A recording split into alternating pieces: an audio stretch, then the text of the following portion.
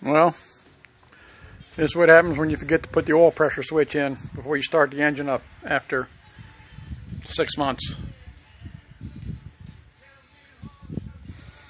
You get a geyser of oil squirting up in the air when it starts up for the first time, and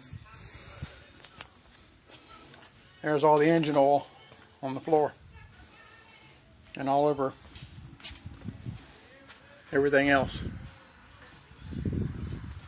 What a mess. Yeah.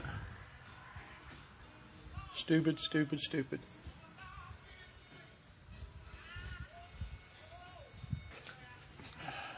Shit.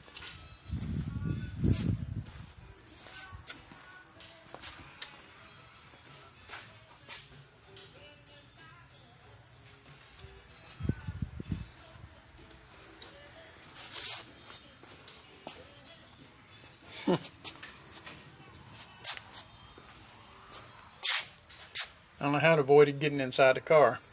You know, shooting straight up in the air. I'll be 10 feet up in the air.